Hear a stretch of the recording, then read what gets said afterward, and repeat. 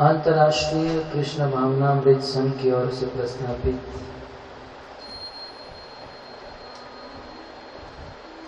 इस भक्ति संध्या में हार्दिक स्वागत करते हैं।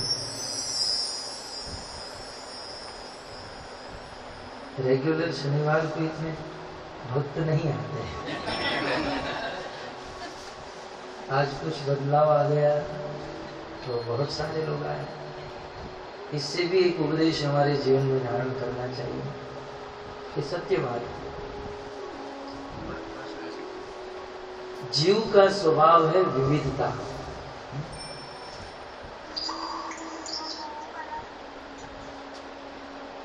हम सब इस जगत में मनुष्य बनकर आए हैं, तो हम सभी मनुष्यों का स्वभाव है विविध, अलग अलग वस्तुओं का भोग करना। जीवन में बिल्कुल समान रूप से एक ही तरह से यदि जीवन चल रहा है तो इतना आनंद नहीं है, कुछ अलग अलग चाहिए। जैसे मैंने कहीं पर पढ़ा था, यदि आपको बहुत टेंशन रहता है, चिंता रहती है, तो आप अपनी घड़ी लेफ्ट हैंड में पहनते हो तो राइट हैंड में पहनते हो। इससे क्या होगा, थोड़ा कुछ नया लगेगा, विविधता। अब इस बात को भक्ति में कैसे लाना मैं आपको बाद में बताऊंगा, लेकिन ये जीव का स्वभाव है। अब विचार कीजिए, हम लोग जब स्कूल और कॉलेज में पढ़ने जाते थे तो रोज कितना बड़ा वजन लेकर जाना पड़ता है, हिस्ट्री, मैथ्स, ज्योमेट्री, ये वो दुनिया भर। यदि प्रिंसिपल बुद्धिमान है तो कह सकते हैं ना, इतना सारा वजन लेकर मत आओ बच्चों, आज हम पूरा दिन ज्योमेट्री पढ़ेंगे, तो केवल एक टेक्स्ट बुक लेकर आना है ना? कल हम साइंस पढ़ेंगे, परसों मैथ्स पढ़ेंगे, अलग अलग। लेकिन ऐसा क्यों नहीं है? इतना सारा वजन लेकर जाते हैं और 35, 40, 45 मिनट्स का पीरियड होता है।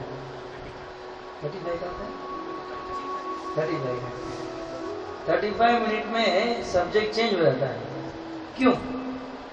रोज अलग अलग सब्जेक्ट लेकर जाओ तो एक मूड बना रहेगा, वजन भी कम लेकर जाना पड़ेगा। ऐसा क्यों? 35 मिनट में सब्जेक्ट क्यों बदलते हैं? क्योंकि जीव का स्वभाव है विविधता, उसे कुछ चेंज चाहिए, कुछ अलग चाहिए। तो श्री प्रभुपाद जी ने उसी सिद्धांत को जीव के स्वभाव के अनुसार लागू किया। वैसे देखा जाए तो नवदा भक्ति अपने आप में परिपूर्ण है। यदि कोई भक्त मात्र श्रवण करता रहे तो भगवान को पा सकता है। श्रवण को छोड़ दो, यदि कोई मात्र कीर्तन करता रहे, भगवान का नाम जपता रहे, तो भगवान को पा सकता है। उसे छोड़कर यदि कोई मात्र स्मरण करे, पूजन करे, तो सभी भक्ति अपने आप में परिपूर्ण है। परंतु श्री प्रभुपाद जी ने देखा कि संसार में सभी जीव चेंज चाहते हैं, विविधता चाहते हैं। अतः श्री प्रभुपाद जी ने सिद्धांत दिया न तो आप लोग मात्र कथा सुन सकते हो 24 घंटा, न मात्र हरिनाम जप कर सकते हो, ये सब कुछ कंटिन्यूस नहीं कर सकते हो। अतः एक काम करो, थोड़ी कथा सुन लो, थोड़ा नाम जप कर लो, थोड़ा दर्शन कर लो, थोड़ा स्मरण कर लो, थोड़ा प्रसाद भी पा लो, अलग अलग थोड़ा थोड़ा सब कुछ करो, तो एक ना एक दिन निश्चित भगवत प्रेम प्राप्त हो जाएगा और भगवान का धाम हमें मिल जाएगा। तो हम जिस भक्ति में लगे हैं ये भक्ति स्वाभाविक है, ऐसा नहीं है कि इसे बहुत कष्ट करके करना है। इस संसार में सबसे आसान यदि कोई कार्य है तो है कृष्ण की भक्ति, सबसे आसान। क्योंकि भक्ति करना ये जीव का स्वरूपगत स्वभाव है। हम सब का स्वरूपगत अपना निजी स्वभाव है सेवा करना, भक्ति करना, प्रेम करना। और भक्ति को छोड़कर अन्य जो भी कार्य है वे सभी कार्य कष्टपूर्ण है, तकलीफ देने वाले। अतः भक्ति जो है सबसे आसान है और प्रभुपाद जी की कृपा से हम लोग इस विविधता रूपी भक्ति में लगे हुए हैं, जिससे नित्य नवीन रोज एक नए आनंद का अनुभव होता है। आइए, आज वैसे परम पवित्र दिन भी है और आज हम कुछ चैतन्य चरितामृत से श्रवण करेंगे। कोई सब्जेक्ट तय नहीं हो रहा था, परंतु कुछ वरिष्ठ भक्त आए हैं तो कुछ बड़ी चर्चा हो जाए करेंगे तो आनंद आएगा। चैतन्य चरितामृत शुद्ध सात्विक ग्रंथ है, बड़ा दिव्य ग्रंथ है। इस चैतन्य चरितामृत में अनेकों सिद्धांत भरे हुए हैं। चैतन्य महाप्रभु के द्वारा आचरण करके जगत के लोगों को बहुत सुंदर शिक्षा प्राप्त हो रही है। चैतन्य महाप्रभु इसीलिए इस जगत में आए। सार्वभौम भट्टाचार्य कहते हैं, वैराग्य विद्या निज भक्ति योगम शिक्षात्म एकम पुरुष पुराण। वह पुराण पुरुष वेद जिसे नैति नैति कहता है, चाहे ब्रह्म संहिता हो, गीता हो, भागवत हो, जिसमें भगवान को पुराण कहा गया है, पुरुष कहा गया है, वही पुराण पुरुष आज श्री कृष्ण चैतन्य शरीरधारी, वही साक्षात कृष्ण आज चैतन्य महाप्रभु का शरीर धारण करके कृपाम बुद्धित्वा अपनी कृपा को फैलाने के लिए आए हैं, बांटने के लिए आए। शरणम प्रपन्ना, और ऐसी चैतन्य महाप्रभु की शरण ग्रहण करनी चाहिए। चैतन्य महाप्रभु की कृपा अनंत है, अद्भुत है, और महाप्रभु की लीला भी बहुत सुंदर दिव्य है।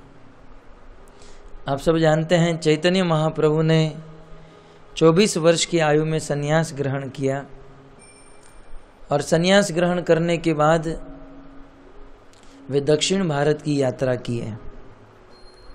उस दक्षिण भारत की यात्रा करते समय जब वे दक्षिण भारत की यात्रा करने जा रहे थे तब सार्वभौम भट्टाचार्य ने कहा था कि गोदावरी के तट पर आपको बहुत बड़े मंत्री मिलेंगे जिसका नाम होगा रामानंद राय।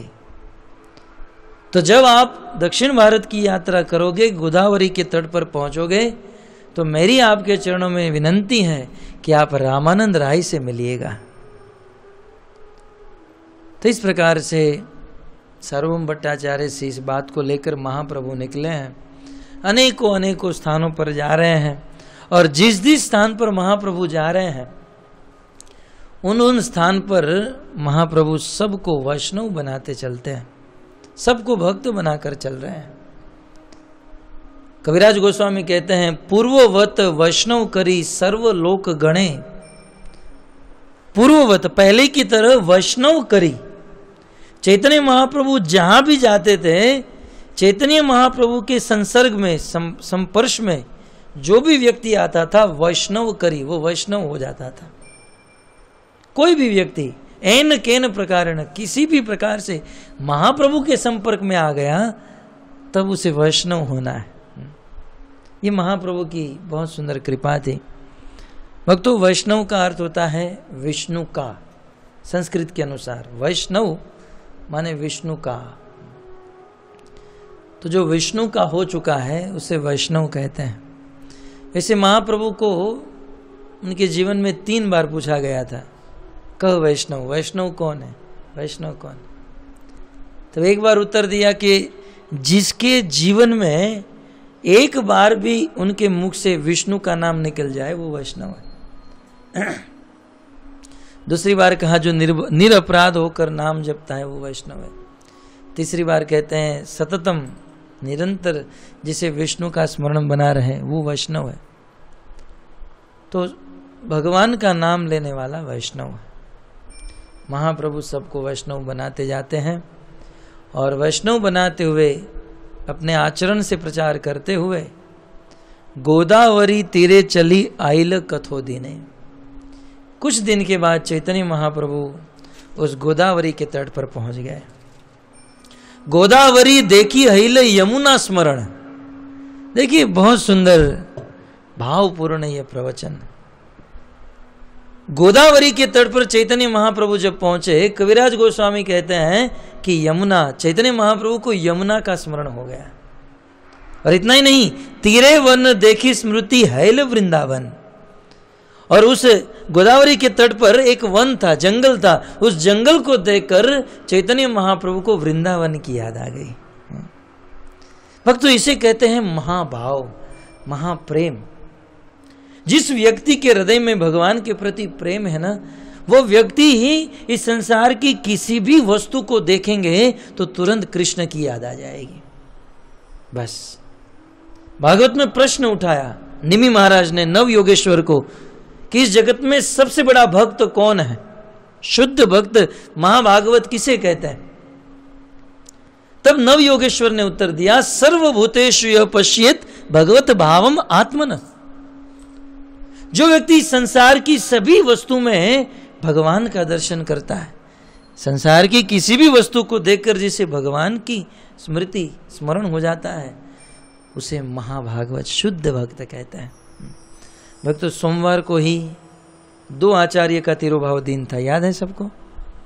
एक है वंशीदास बाबा जी और रघुनंदन दास। रघुनंदन दास के पिता का नाम है मुकुंद दास।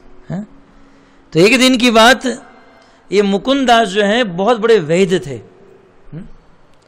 और पूर्व लीला में, भगवान की नित्य लीला में वे वृंदा सखी थे, वृंदा देवी, जिसे हम तुलसी महारानी कहते हैं। वृंदा देवी का ही दूसरा जन्म, वो जलंधर के साथ विवाह हुआ था वृंदा का।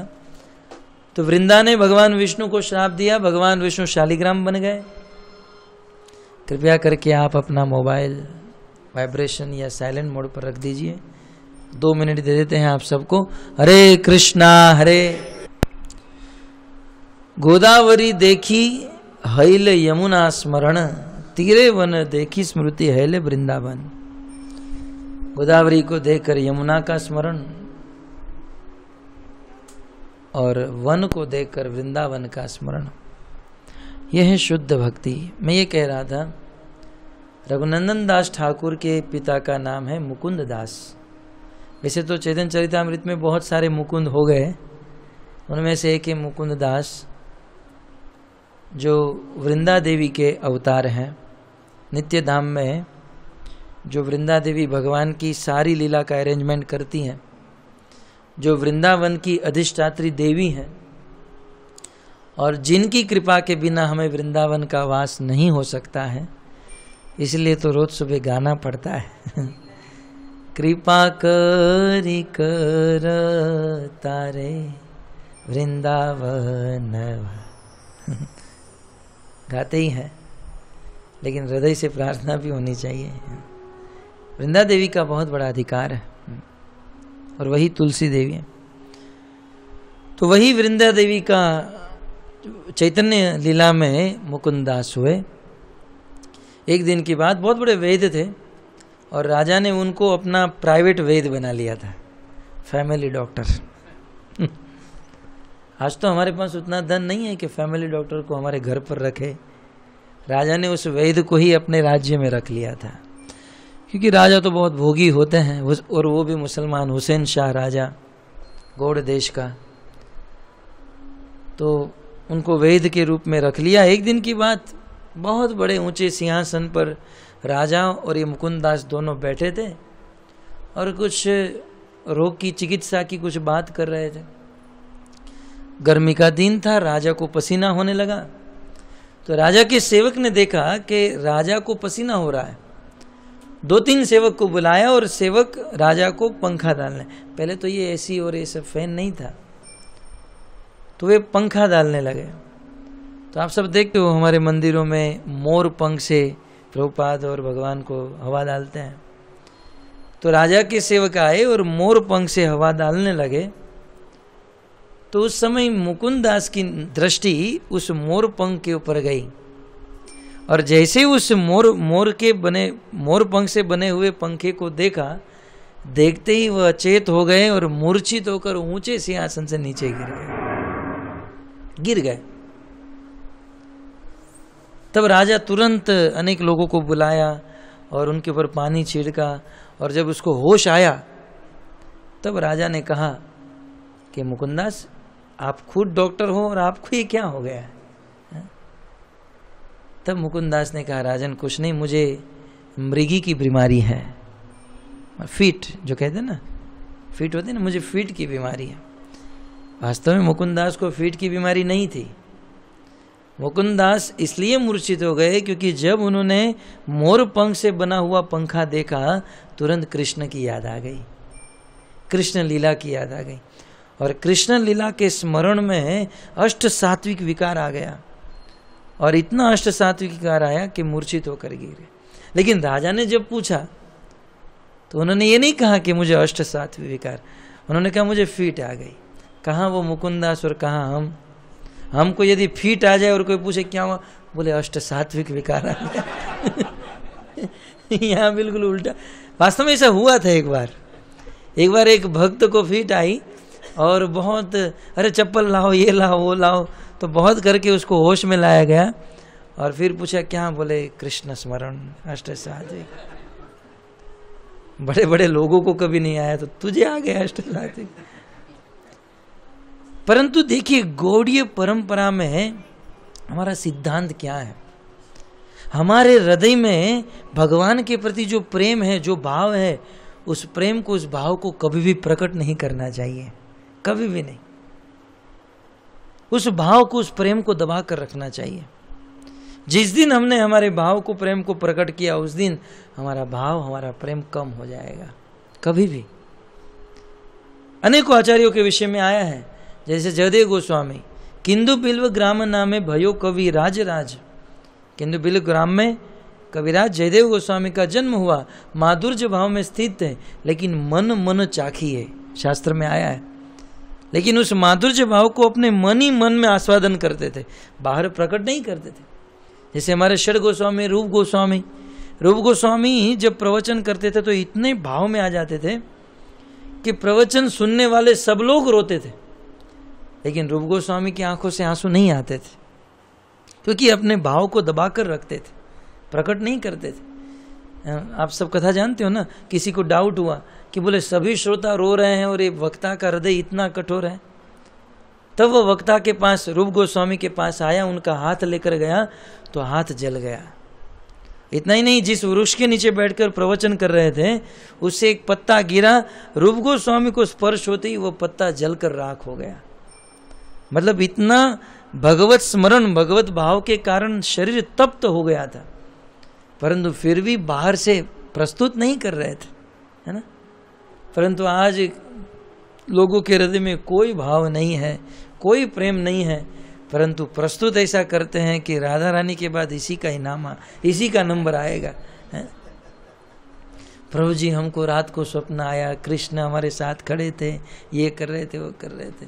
अरे हमको तो 25 साल में कभी नहीं आया, और हम तो पापी हैं, हमें तो नहीं आता है, लेकिन जिसको आता है उसको अपने मन में रखना चाहिए। ये सत्य बात है। जिस दिन ये कार्य हुआ और हमने किसी को बता दिया, कल से आना बंद हो जाएगा। चाणक्य पंडित दृष्टांत देते हैं, जैसे सर्प जैसे अपने मणि को छिपा कर रखता है, वैसे भक्तों को अपने भाव को छिपा कर रखना चाहिए। यदि सर्प अपना मणि दिखाने लगे तो मणि वहां टीक नहीं सकता है। यदि हम हमारा भाव दिखाने लगे तो वो भाव टिकेगा नहीं। अरे मेरी बात कर लीजिए, मैं रोज सुबह 4 बजे 3:30 पौने 4 बजे जग जाता हूँ। तो हमारी परसों रात को काउंसिल थी, तो मैंने सबको पूछा साधना कैसी चल रही है, तो किसी ने कहा 7 बजे 6:30 बजे। मैं बहुत डांटा सबको, सत्य घटना मैं छिपाऊंगा नहीं। सबको पूछा आप कितने बजे जगते हो, आप कितने बजे, आप कितने बजे, तो मैंने भी कह दिया मैं 3:30 पौने 4 बजे। बस मैंने कह दिया मैं इतने बजे जगता हूँ, आप सबको इतने बजे जगना चाहिए। सबको इतना प्रेशर किया, सब लोग जग गए, मैं ही नहीं जग पाया। आज की बात पौने 5 बज गए और फिर फटाफट मंदिर गया। तो ये है आंतरिक जो भाव है, प्रेम है, इस बात को छिपा कर रखना चाहिए। आपके जीवन में भी आपने देखा होगा 16 माला एक स्थान पर बैठकर हम कर रहे हैं और किसी को बता दिया कि हम तो ये कर रहे हैं, तो दूसरे दिन से बंद हो जाएगा। तो अपने भाव को, अपने प्रेम को छिपा कर रखना चाहिए। तो यहाँ पर मैं रघुनंदन दास ठाकुर की बात कर रहा था, मुकुंद दास की बात कर रहा था। ये है भगवान श्री कृष्ण की शुद्ध भक्ति कि किसी भी वस्तु को देखकर भगवान की याद आ जाए।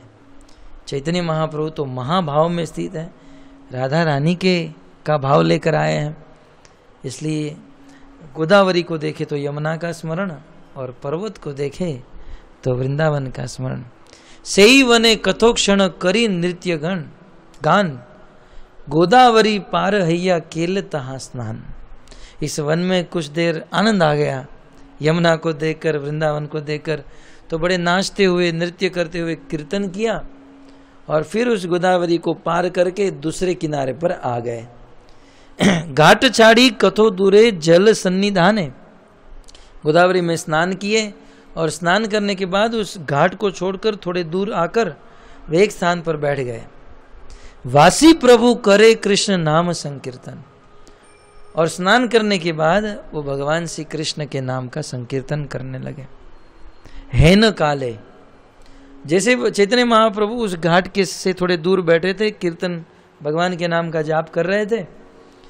हेन काले, उसी समय दोलाई चढ़ी रामानंद राय।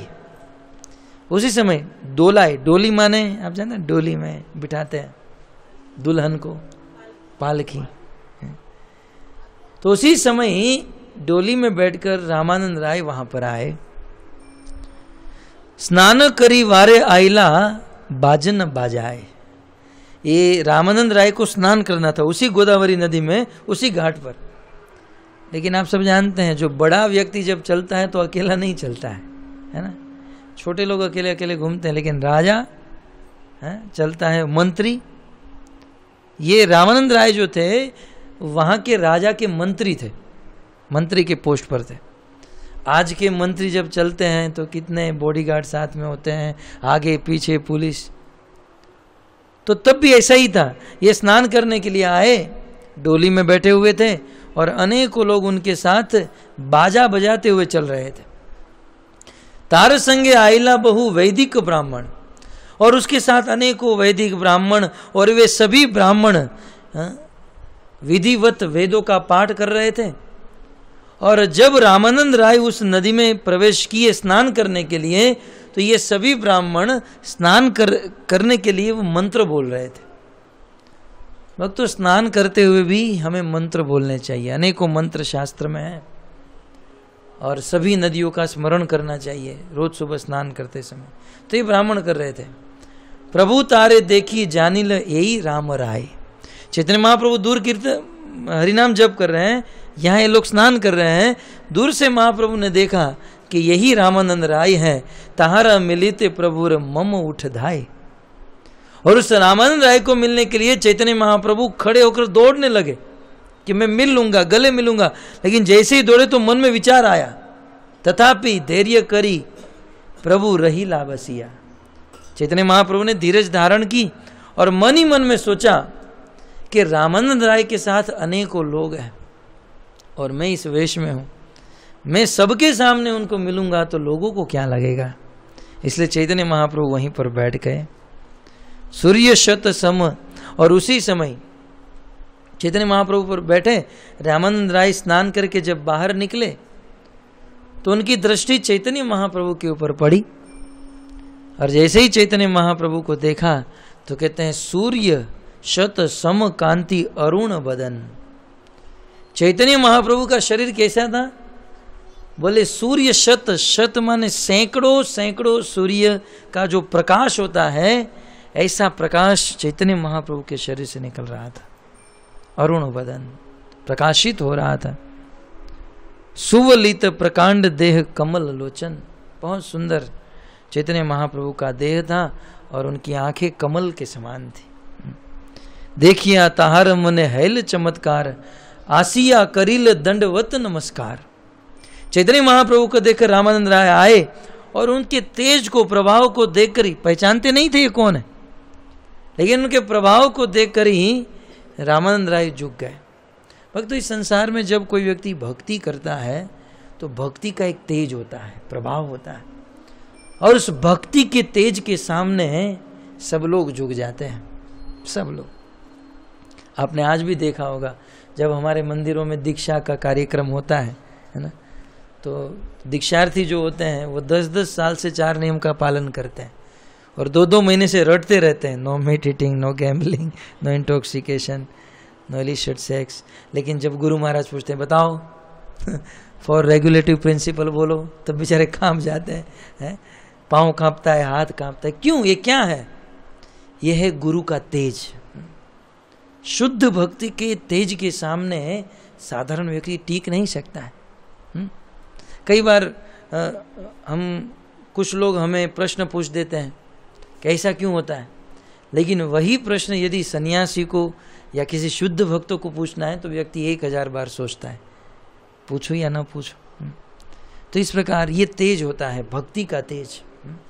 शिल प्रभुपाद जी के विषय में आया है, शिल प्रभुपाद जी जब एयरपोर्ट से या कहीं से भी चलते थे, बहुत भीड़ होती थी, परंतु प्रभुपाद को देखकर सब लोग साइड में हो जाते थे। यद्यपि प्रभुपाद को कोई जानते नहीं थे, लेकिन प्रभुपाद जी का तेज इतना था, इतना भक्ति का प्रभाव था कि उनके प्रभाव से सब लोग झुक जाते थे, हट जाते थे। तो चैतन्य महाप्रभु का यह तेज देखा और तेज देखकर प्रणाम किया, और जैसे ही रामानंद राय ने प्रणाम किया, महाप्रभु ने उसे ऊपर उठाया और उठाकर रामानंद राय को अपने गले लगा लिया, और गले लगाकर दोनों आपस में मिल गए। तारे आलिंगिते प्रभुर हृदय सतृष्ण। चैतन्य महाप्रभु कब से रामानंद राय को आलिंगन करना चाहते थे, लेकिन अब जब रामानंद राय गले से मिले तब चैतन्य महाप्रभु को बहुत आनंद आया, और उस समय दोनों के आंखों से अजस अविरत अश्रुधारा निकलने लगी। क्योंकि भक्तों, ये रामानंद राय और कोई नहीं, चैतन्य महाप्रभु भी और कोई नहीं। चैतन्य महाप्रभु राधा रानी का भाव लेकर आए, वो राधा भाव में, और रामानंद राय नित्य लीला में विशाखा सखी हैं। राधा रानी और विशाखा सखी जो निरंतर एक साथ रहते हैं, कोई भी प्रॉब्लम हो राधा रानी की तो विशाखा सखी सॉल्व कर देती हैं। तो नित्य धाम में विशाखा और राधा जो कई वर्षों से बिछड़े हैं, और जब वह आपस में अब गोदावरी के तट पर मिले तब उसकी सुख की कोई सीमा नहीं रही। दोनों को अत्यंत आनंद का अनुभव हुआ, दोनों को अविरत अश्रुधारा निकली। इतना ही नहीं, इतना सुख, इतना आनंद कि आलिंगन करते करते भूमि पर गिर गए। हालांकि इसका अनुकरण नहीं करना चाहिए। एक बार ब्रजमंडल में कोई भक्त बहुत सालों के बाद मिले होंगे, 2 ब्रह्मचारी, तो मैंने देखा अपनी आंखों से, दोनों ब्रह्मचारी एकदम कड़े से आलिंगन किए, फिर दोनों गिरे, एक ने दूसरे का पांव पकड़ा तो दूसरा वो पहले वाला के पांव पकड़ने जा रहे, लेकिन ये छूने नहीं देता है। 15-20 मिनट दोनों एक दूसरे के साथ मानो ये झगड़ा कर रहे, क्या कर रहे। अनेकों लोग एकत्रित हो गए, बोले ये क्या हो रहा है। फिर अंत में पता चला कि दोनों प्रेम का आदान प्रदान कर रहे हैं। तो कभी कभी ऐसा भी होता है कि आलिंगन करते समय गिर जाते हैं, पांव पकड़ते हैं, तो दोनों ब्रह्मचारी में झगड़ा भी हो जाता है। तो अनुकरण नहीं होना चाहिए, अनुसरण होना चाहिए। स्तंभ स्वेद अश्रु कंप पुलक वैवर्ण्य, ये सब अष्ट सात्विक विकार के नाम है। दोहार मुख्यत शून्य गद गद कृष्ण वर्ण, दोनों कृष्ण कृष्ण बोलते हुए आपस में मिले हैं। और मिलकर अत्यंत आनंद का अनुभव हुआ। और उस समय चैतन्य महाप्रभु कहते हैं कि रामानंद राय, जब मैं दक्षिण भारत की यात्रा में निकल रहा था तब सार्वभौम भट्टाचार्य कहिल तुम्हार गुण, तुम्हारे मिलीते मोरे कहिल यतन। तब भट्टाचार्य ने मुझे कहा था कि यत्न करके भी, मेहनत करके भी तुम रामानंद राय से मिल लेना। तोमा मिली वारे मोर एथा आगमन, बाल हेल अनायासे पाइल दर्शन। आपको मिलने के लिए ही मैं यहाँ पर आया हूँ, और जब आप मुझे मिले तो मुझे बहुत आनंद आया। तब राय रामानंद कहते हैं कि वास्तव में सार्वभौम भट्टाचार्य जो हैं उनकी मेरे पर बहुत बड़ी कृपा है, क्योंकि उनकी कृपा के कारण आज मुझे आपका दर्शन प्राप्त हुआ है। सार्वभौम भट्टाचार्य की कृपा से आज मेरा मनुष्य जीवन सफल हो गया, क्योंकि उनकी कृपा से आपका दर्शन मिला, और जिसे आपका दर्शन मिल जाए उसके जीवन में क्या कमी रह जाए। आज मेरा मनुष्य जीवन सार्थक हुआ। भक्तों, रामानंद राय को भी चैतन्य महाप्रभु तब तक नहीं मिले जब तक सार्वभौम भट्टाचार्य ने नहीं कहा, है ना। भगवान की प्राप्ति करने के लिए गुरु का आश्रय लेना चाहिए। यदि हम सोचे सीधे सीधे भगवान को मिल लेंगे, मैं और कृष्ण बीच में कोई नहीं है, राधा को भी साइड में बिठा देंगे, बस मैं और कृष्ण, तो ये कभी हो नहीं सकता है। भगवान की प्राप्ति करने के लिए गुरु तत्व, राधा तत्व, ये सब आवश्यक है। तो भट्टाचार्य की कृपा से मुझे आपका दर्शन हुआ, और निश्चित महाप्रभु आपकी सार्वभौम भट्टाचार्य के ऊपर कृपा है, आपका प्रेम सार्वभौम भट्टाचार्य के प्रति है, इसीलिए आपने उनकी बात का ध्यान रखा। उन्होंने जो कहा वो आपने किया। परंतु क्या कहूँ प्रभु, अस्पृश्य स्पर्शील्य हैया तार प्रेम दिन। मैं तो अस्पृश्य हूँ, मैं तो पापी हूँ, और मेरे जैसा पापी संसार में और कोई नहीं। देखिए अब रामानंद राय क्या कह रहे हैं, कहा तुम्ही साक्षात ईश्वर नारायण। चैतन्य महाप्रभु, कहा आप साक्षात ईश्वर नारायण। नारायण का अर्थ है जो नर में अयन करे, अर्थात जो सभी नरों में, सभी मनुष्य में, जीवों में परमात्मा के रूप में वास करे। नार का एक अर्थ होता है जल, जो जल में और अयन का अर्थ होता है सोना, जो शयन करते हैं जल में, गर्भोदक सागर, शिरोदक सागर, कारोदक सागर। तो आप दिव्य जल में शयन करने वाले, आप परम पवित्रम परमम भवान। कहाँ आप नारायण ईश्वर, और कहाँ मुई राज सेवी विषय शूद्र धम, और कहाँ में राजा की सेवा करने वाला शूद्रों में भी अधम। बहुत सुंदर सिद्धांत कहा, मोर स्पर्शे ना करेले घृणा वेद भई, मोर दर्शन तोमा वेदे निषेधई। अरे मैं तो इतना अधम हूं कि मुझे स्पर्श करने की बात तो दूर रही, यदि कोई मेरा दर्शन भी कर ले तो वह व्यक्ति का दीन बिगड़ जाए, क्योंकि मैं शूद्र हूं, मैं अधम हूं। अब विचार कीजिए भक्तों, ये कौन है? ये मंत्री हैं, प्राइम मिनिस्टर, मंत्री के पद पर है, लेकिन फिर भी अपने आप को कह रहे हैं शूद्र अधम। भक्तों ये सत्य बात है। इस संसार में कोई व्यक्ति चाहे कितनी भी बड़ी नौकरी कर रहा हो, भले कितने भी पैसे मिल रहे हो, लेकिन यदि नौकरी करता है तो वो शूद्र है। आज सब लोग MBA और न जाने क्या क्या करते हैं, है ना, पढ़ लिख कर, और पढ़ लिख कर प्रभुपाद जी कहते हैं क्या बनते हैं? बोले शूद्र। प्रभुपाद जी ने एक जगह पर स्टेटमेंट दिया, एटलीस्ट बी अ वैश्य, कम से कम वैश्य तो बनो, ब्राह्मण क्षत्रिय नहीं बन सकते हो कोई बात नहीं। लेकिन हम लोग पैसे खर्च करके, दिमाग खर्च करके, पढ़ लिख कर सबसे बड़ी सिद्धि क्या? शूद्र की। क्योंकि मंत्री का पद भी यदि मिल जाए तो मंत्री भी शूद्र कहलाता है, क्योंकि मंत्री को भी राजा की सेवा करनी पड़ती है, और सेवा किसका धर्म है? शूद्र का। तो मैं शूद्र में अधम हूं। तुम्हार कृपाए तुम्हार कराय निंद कर्म, साक्षात ईश्वर तुम्हें के जाने तुम मर्म। तो मैं वैष्णव नहीं हूं, मैं तो शूद्र हूं, परंतु आपकी कृपा से आज मुझे आपका दर्शन और आलिंगन प्राप्त हुआ। और आप यहां पर आए हो मेरे लिए नहीं, आपके लिए नहीं। हे महाप्रभु, आपका यहां पर आना एकमात्र मेरे ऊपर कृपा है।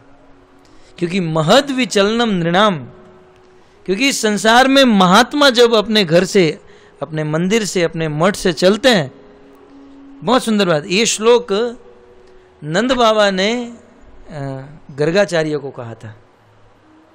जब गर्गाचार्य नंद बाबा के घर पर आए और नामकरण करना था कृष्ण बलराम का, तब गर्गाचार्य के आगमन से भागवत में के 10वें स्कंद में वर्णन है। वे कहते हैं महद विचलनम, आप हमारे घर पर आए, बहुत अच्छा हुआ है। और आप जैसे महात्मा जब अपने मंदिर से, अपने मठ से चलते हैं, तो महात्माओं का चलना महद विचलनम, महात्माओं का चलना नृणाम, मनुष्यों के लिए, दीन चेतसाम, जो मनुष्य दीनहीन है, जिसकी चेतना बड़ी दीन है, जिसकी चेतना अपवित्र हो चुकी है, ऐसे लोगों के लिए निश्रेयसाय भगवन कल्पते नान्यथा क्वचित। ऐसे गृहस्थी में फंसे हुए दूषित चेतना वालों का उद्धार करने के लिए ही महात्मा अपने मंदिरों से, अपने मठ से निकलते हैं। दूसरे शब्दों में महात्माओं का अपने घर से चलना, ये हम सब गृहस्थियों के लिए परम पवित्र, परम उत्तम है। महात्मा यदि यह सोचे कि हम कहीं नहीं जाएंगे, तो सबसे बड़ा लॉस हम गृहस्थों को है, क्योंकि महात्माओं का चलना गृहस्थियों के जीवन के लिए बहुत पवित्र होता है। कभी कभी कुछ लोगों के मन में ऐसा होता है कि महात्मा हमारे घर पर आएंगे, और जैसे ही महात्मा आते सोचते हैं कि अभी वो डायरी निकालेंगे डोनेशन की, तुरंत भ्रम होता है, भाई डोनेशन हम नहीं देने वाले, आप निकल जाओ। हमारे माइंड में, हमारे मन में कुछ लोगों को लेकर यही धारणा बन चुकी है कि महात्मा हमारे घर पर आते हैं बस ये डोनेशन मांगने के लिए, बस अपना निज कार्य कर। नहीं, महात्मा जब हमारे घर पर आते हैं तो निश्चित हमारा कल्याण है, निश्चित। यदि हम महात्मा को भोजन खिलाते हैं, उनकी सेवा करते हैं, तो महात्मा हमारे सारे बुरे कर्मों को लेकर चला जाता है, सारे बुरे कर्मों को। महात्मा की थोड़ी भी सेवा हमारे जीवन के लिए परम उपकारिणी है। अतः महात्मा का आगमन, महात्मा की सेवा हम गृहस्थियों के लिए परम उपाध्याय है, नान्यथा क्वचित। इसके अलावा महात्माओं का अपने घर से चलना कोई कारण नहीं, बस गृहस्थियों के कर्म को काटने के लिए ही महात्मा निकलते हैं। देखिए, महात्मा कहीं भी जाते हैं, उनकी कोई हृदय से इच्छा नहीं होती है कि मैं किसी से धन लूं, मैं किसी से भोजन लूं, क्योंकि महात्मा बहुत बुद्धिमान होता है। यदि किसी का भी अन्न खाया तो जिसका अन्न खाता है उसका सारा कर्म अपने सिर पर ले लेता है, और महात्मा समर्थ होता है, अपनी साधना के बल से उस बुरे कर्म को जलाकर भस्म कर देता है। महात्मा समर्थ। तो महात्मा के प्रत्येक कार्य हम गृहस्थियों के दुख को, कर्म को काटने वाले होते हैं। यह है महात्मा। तो अमार संगे ब्रह्मादि सहस्त्रिक जन, तोमार दर्शन सभार द्रवीभूत मन। हे महाप्रभु, मेरे साथ जितने भी ब्राह्मण हैं, जितने भी लोग हैं, ये सब लोग आपको देखकर सबके मन द्रवीभूत होते जा रहे हैं। अतः निश्चित आप कोई साधारण व्यक्ति नहीं हो, आप साक्षात भगवान हो। क्योंकि भगवान की कृपा के बिना हमारे मुख पर, इन शूद्रों के मुख पर आपका नाम नहीं आ सकता है। अतः आप साक्षात भगवान हो। इस प्रकार चैतन्य महाप्रभु और राय रामानंद का मिलन हुआ, परंतु दोनों ने देखा कि बहुत सारे लोग वहां पर खड़े हैं। तब चैतन्य महाप्रभु ने कहा कि आज आप वापस चले जाओ, कल रात को अकेले आना, हम दोनों यहाँ पर बैठेंगे। तब राय रामानंद और चैतन्य महाप्रभु के बीच में बहुत सुंदर संवाद हुआ। बहुत दिनों तक ये संवाद चला। जिसे दो सखी आपस में मिलती हैं तो अनेकों चर्चा होती है। तो राय रामानंद पूरा दिन अपना काम करके रात को आते थे, और रात भर चैतन्य महाप्रभु के साथ चर्चा चलती थी। और चैतन्य महाप्रभु के साथ राय रामानंद का जो संवाद हुआ, अद्भुत संवाद, दिव्य, अनेकों वैष्णव सिद्धांत से विभूषित चैतन्य महाप्रभु और राय रामानंद का संवाद अनेकों प्यारों में। परंतु आज हम जिस संवाद को सुनेंगे वो बड़ा दिव्य संवाद है। उनमें से कुछ प्यारों को मैं आपके सामने प्रकट कर रहा हूँ। एक दिन की बात, राय रामानंद और चैतन्य महाप्रभु उस गोदावरी के तट पर बैठे हैं, दोनों अकेले बैठे हैं, निर्जन स्थान।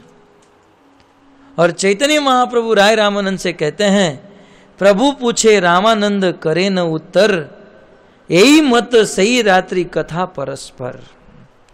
चैतन्य महाप्रभु ने कहा कि राय रामानंद, मैं तुम्हें कुछ पूछना चाहता हूं, उसका आप मुझे उत्तर दीजिए। तब रामानंद राय ने कहा कि प्रभु आप मुझे प्रश्न पूछेंगे और मैं आपको उत्तर दूं? बोले ये कैसे हो सकता है, आप साक्षात ईश्वर, साक्षात भगवान। तब राय रामानंद कहते हैं कि महाप्रभु आपकी कृपा से मोर मुखे वक्ता तुम्ही। आगे उन्होंने कहा है कि मुख मेरा है, मैं मात्र इंस्ट्रूमेंट, वक्ता तो आप हो, मैं आपके मुख से बोलूंगा। तब चैतन्य महाप्रभु ने रामानंद राय को अनेक प्रश्न पूछे और रामानंद राय ने उत्तर दिए। आइए, प्रथम प्रश्न क्या पूछा? प्रभु कहे कौन विद्या, विद्या मध्य सार। प्रथम प्रश्न चैतन्य महाप्रभु राय रामानंद से पूछते हैं कि राय, इस संसार में जो विद्या है, उस विद्या में सबसे बड़ी विद्या कौन सी है? तो कुछ लोग कहेंगे साइंस, कुछ लोग कहेंगे कॉमर्स, कुछ लोग कहेंगे ये डिग्री, कुछ लोग कहेंगे ये डिग्री। तो प्रभु कहे कौन विद्या, विद्या मध्य सार। और यहां पर यदि किसी को पूछा जाए तो 90% कहेंगे कृष्ण भक्ति की विद्या श्रेष्ठ, लेकिन खुद कर रहे हैं MBBS। तो कहना और करना, कथनी और करनी में अंतर है। जिस चीज को हम बोल रहे हैं, क्या उसे मानते हैं? ये बात उत्तम है। तो सभी विद्या में सबसे श्रेष्ठ विद्या कौन सी है? भक्तों, इस जगत में अनेक प्रकार की विद्या है, परंतु इस जगत की विद्या जो है, आज प्राप्त की गई विद्या कल काम में नहीं आती है, और कल की हुई विद्या परसों कार्य में नहीं आती है ना। विद्या का कार्य क्या है? विद्या से हमें क्या प्राप्त होता है? ज्ञान, है ना। विद्या माने ज्ञान, और ज्ञान का अर्थ क्या होता है? इस संसार की वस्तु के बारे में वास्तविक जानकारी। जैसे मृदंग है, तो इस मृदंग के बारे में वास्तविक जानकारी यदि हो, तब उसे ज्ञान कहते हैं कि ये मृदंग जो है गाय के चमड़े से बनता है, ऊपर गाय का चमड़ा है, मिट्टी से बना हुआ है, और अभी अभी ये फूट गया है और इसमें धागा लगा है, तो इसे कहते हैं ज्ञान, है ना। किसी भी वस्तु के बारे में पूर्ण रूप से जानकारी, उसे ज्ञान कहा जाता है। तो इस संसार में सबसे बड़ा ज्ञान क्या है, कौन सा है? ये प्रश्न चैतन्य महाप्रभु ने राय रामानंद को पूछा। तब राय रामानंद इसका उत्तर देते हैं, सुनिए। प्रभु कहे कौन विद्या, विद्या मदे सार, राय कहे कृष्ण भक्ति विद्या विना नहीं आर। बोले इस संसार में विद्याओं में सबसे बड़ी विद्या क्या है? बोले कृष्ण भक्ति की विद्या सबसे बड़ी विद्या। क्यों? क्योंकि कृष्ण भक्ति की विद्या एक ऐसी विद्या है, कृष्ण के बारे में जान लेने से इस दुनिया की सभी वस्तु के बारे में ज्ञान हो जाता है। श्रील प्रभुपाद जी परपोर्ट में लिखते हैं, Krishna is root of everything. भगवान श्री कृष्ण इस जगत के सभी वस्तु के स्रोत हैं, और सभी वस्तु भगवान श्री कृष्ण से प्रकट हुई हैं। अतः हम यदि कृष्ण के बारे में जान ले तो सभी वस्तु के बारे में ज्ञान हो जाए। अतः कृष्ण का ज्ञान, कृष्ण तत्व का ज्ञान जो है, इस दुनिया में सबसे बड़ा ज्ञान है। और गीता में इसका प्रमाण है, ज्ञानम तेहम सविज्ञानम वक्ष्यामि अशेषत यद्ज्ञात्वा नेह भूयन्तो। हे अर्जुन, मैं तुम्हें ये गीता रूपी ऐसा ज्ञान देने जा रहा हूं जिस ज्ञान को सुनकर अन्य ज्ञान की आवश्यकता नहीं रहती। एक ऐसा ज्ञान है, ये अल्टीमेट नॉलेज, इसके बाद कुछ नहीं, फुल स्टॉप।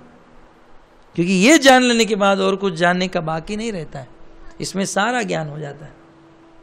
अतः इस जगत में सबसे बड़ी विद्या है कृष्ण भक्ति की विद्या।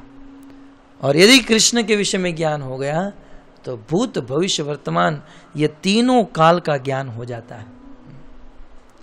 अतः कृष्ण विद्या सबसे उत्तम। तब प्रैक्टिकल लाइफ में इसे कैसे उतारे?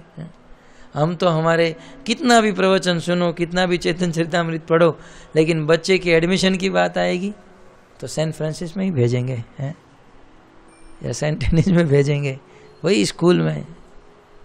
आज की स्कूल और कॉलेज में विद्या नाम की कोई वस्तु नहीं है, मात्र अविद्या है, मात्र अविद्या।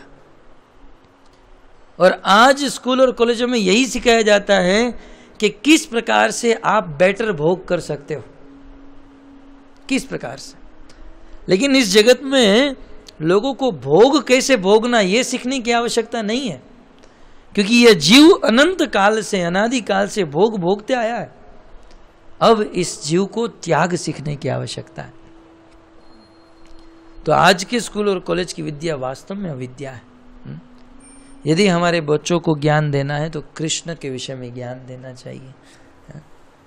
कृष्ण के विषय में दिया गया ज्ञान अटूट होता है। इस संसार की विद्या का तो नाश हो जाता है ना।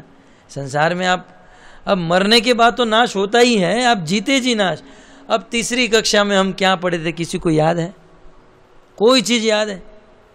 हिस्ट्री में क्या था, शिवाजी, ये वो 2-3 नाम याद है, बाकी वो क्या हिस्ट्री ज्योमेट्री क्या था कुछ याद नहीं। तो इस जगत की जो विद्या है वो इस जगत में ही काम में नहीं आती है, मरने के बाद तो इसका कोई प्रश्न ही नहीं। लेकिन कृष्ण भक्ति की जो विद्या है वो इस जीवन में भी काम में आती है और मरने के बाद भी वो विद्या रहती है। आज आप कृष्ण के विषय में जितना ज्ञान ग्रहण करोगे जीवन भर तक वो ज्ञान रहेगा और मृत्यु के बाद भी वो ज्ञान नष्ट नहीं होगा। नेहा विक्रमना शोस्ति प्रत्यवायो न विद्यते स्वल्पम अपि धर्मस्य त्रायते महतो भयात्। थोड़ा भी यदि आप ज्ञान प्राप्त कर ले तो नष्ट नहीं होता है। उदाहरण के तौर पर गजेंद्र पूर्व जन्म में इंद्रदुम्न नाम के राजा और भगवान को स्तुति करने का स्रोत याद किया था। दूसरा जन्म दुर्भाग्यवश हाथी का हुआ, लेकिन जैसे ही आप सब जानते हैं मृत्यु का समय आया तो पूर्व जन्म में किया गया श्लोक उसे याद आया। एवं व्यवस्थितो बुद्ध्या समाधाय मनोहृदि जजाप परमम जाप्य प्राक जन्म अनुशिक्षितम। प्राक जन्म माने पिछले जन्म में, प्राक जन्म अनुशिक्षितम, पिछले जन्म में शिक्षितम। उन्होंने अभ्यास करके जो ज्ञान प्राप्त किया था भगवान के विषय में उसे याद आया। इसका अर्थ यह है इस संसार की जितनी भी विद्या है न तो इस जीवन में काम में आती हैं न तो इस जीवन में टिकती हैं, इसका कोई लाभ नहीं। और इस संसार की विद्या यदि कोई ग्रहण कर भी लेता है तो वो कृष्ण से दूर हो जाता है। इस संसार की विद्या जो है भगवान से दूर लेकर जाने वाली है। गुरु महाराज कहते हैं कि भगवान को प्राप्त करने के लिए संसार को भूलना पड़ेगा। कृष्ण को अंदर डालना चाहते हो तो दुनिया को बाहर निकालना होगा, दुनिया को भूलना होगा। और ये दुनिया की विद्या जो है भगवान को अंदर नहीं आने देती है, बिल्कुल विरुद्ध है। भगवान आध्यात्मिक है, जगत की विद्या भौतिक है। अतः ये भौतिक विद्या भक्ति में बाधा है। तुम्हार ठाकुर भक्ति विनोद कहते हैं ना जड़ विद्या, वहां पर भी ये शब्द आया ना, जड़ विद्या धन यत मायार वैभव। ये संसार की जो विद्या है, ये मैं मेरी बात नहीं कर रहा हूं, किसी को ये शब्द कठोर लगेंगे। ठाकुर भक्ति विनोद कहते हैं कि ये जड़ विद्या जो है माया का वैभव है। जड़ विद्या धन यत मायार वैभव तोमार भजने बाधा। ये जड़ विद्या जो है भगवान की भक्ति में बाधा है। मोह जन्मिया अनित्य संसारे जीवे करे गोधा। और यही अविद्या विद्या जो है, हम इसे जगत की विद्या कहते हैं, यही विद्या अनेकों जन्मों में फंसाकर हमें गधा बनाकर रख देती है, गधा बनाकर। अतः इस संसार में वास्तविक विद्या यदि कोई है तो रामानंद राय कहते हैं कृष्ण भक्ति की विद्या। कृष्ण भक्ति, कृष्ण भक्ति की विद्या जिन्होंने प्राप्त कर ली उनका जीवन धन्य हो गया। तब कुछ लोग कहेंगे कि अच्छा हमारे बच्चों को ये स्कूल कॉलेज की विद्या में, स्कूल कॉलेज में न भेजकर मात्र कृष्ण की विद्या देंगे तो बड़े होकर खाएंगे क्या, जीवन कैसे चलेगा? यही प्रश्न एक बार हमारे गुरु महाराज जी को उनके पिता ने कहा था। राधा गोविंद महाराज का नाम था शुभ नारायण। जब वो 5-8 साल के थे तो आजकल के लोग स्कूल में बंक मारकर थिएटर में चले जाते हैं, गार्डन में चले जाते हैं। हमारे गुरु महाराज स्कूल में बंक मारते थे, सत्य बात है, लेकिन बंक मार के उनके गांव में एक संत थे, वहां जाकर भागवत पढ़ते थे रोज।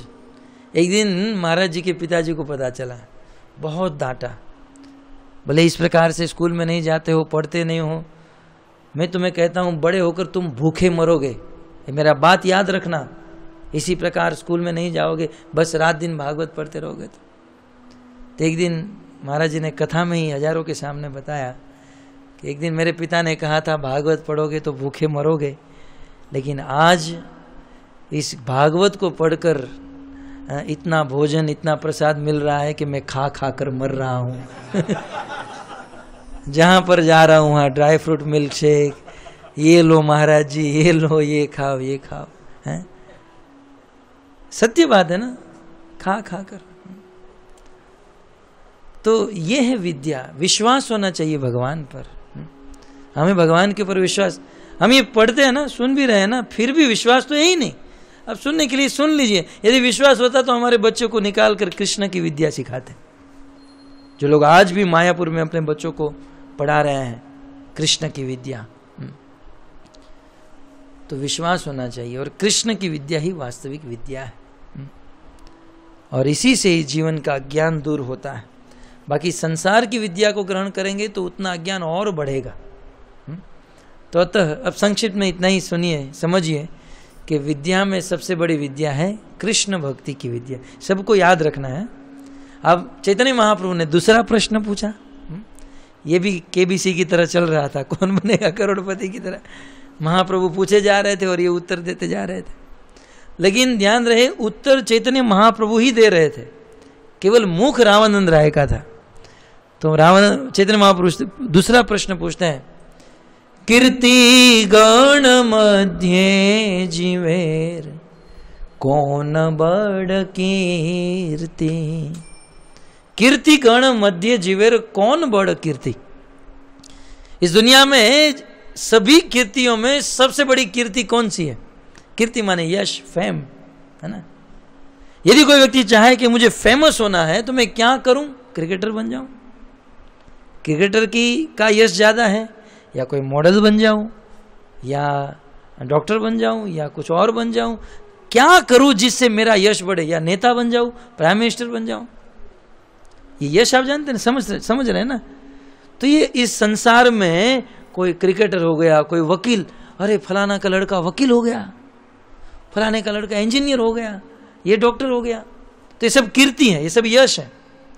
तो ये सभी यशों में सबसे बड़ा यश, फेम कौन सा है?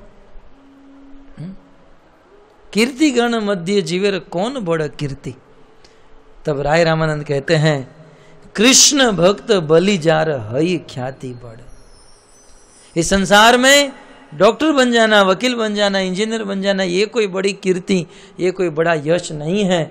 इस संसार में बड़ा यश यदि कोई है तो गले में कंठी, भाल में तिलक और सीख पर शिखा रखकर यदि रास्ते पर जा रहे हैं और किसी के मुख से निकल गया ये तो कृष्ण का भक्त है, ये तो इस्कॉन का भक्त है, बस ये कीर्ति संसार की सबसे बड़ी कीर्ति है, सबसे बड़ा यश है। क्यों? क्योंकि इस जगत में जितनी भी कीर्ति हैं वो कितने समय के लिए। मैं अक्सर कहता हूं कि मान लो कोई डॉक्टर बन गया और डॉक्टर बनकर यश प्राप्त करेगा, आधा जीवन तो पढ़ने में निकल जाता है बेचारे का।